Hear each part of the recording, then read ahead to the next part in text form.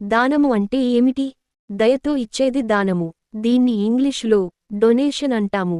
దానము అనేది అవతలి వారు అడినది, వారికి ఉపయోగపడేది, ఇచ్చే వస్తువు. మనకి పనికిరాని పుస్తకాలు, దుస్తులు, మెడిసిన్స్, ఆహార పదార్థాలు డొనేట్ చేస్తూ ఉంటాము. మన ఆధ్యాత్మిక శాస్త్రాలలో చెప్పిన దానము వేరు. నీకు పనికిరానిది ఇవ్వవడం దానము కాదు. అవతల వ్యక్తికి పనికివచ్చే వస్తువునే దానము చేయాలి.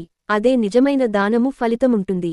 దానము అందుకునే వారు దీవించే దీవెనలే గృహస్థులకు మేలు చేస్తాయి.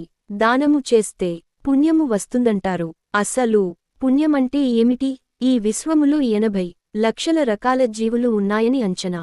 పుణ్యము ఇతట జీవులకు కష్ట, ఇష్ట, నష్టము కానివి, ఏదైనా కష్టము కలిగించని, ఇష్టమైనది, నష్టము కానిది చేసే కార్యాలే పనులే. పుణ్యము నష్టమైనవి, ఇష్టములేనివి, కష్టము కలిగించేవి. పాపము పాపకార్యాలు.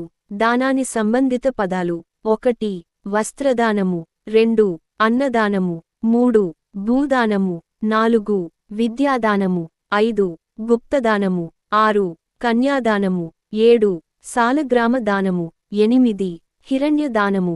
దశవిధ దానములు: 1 స్వర్ణదానము, 2 రజిత దానము, 3 గోదానము, 4 అన్నదానము, 5 వస్త్రదానము, 6 విద్యాదానము, 7 రక్తదానము, 8 భూదానము, 9 గుప్తదానము, 10 కన్యాదానము.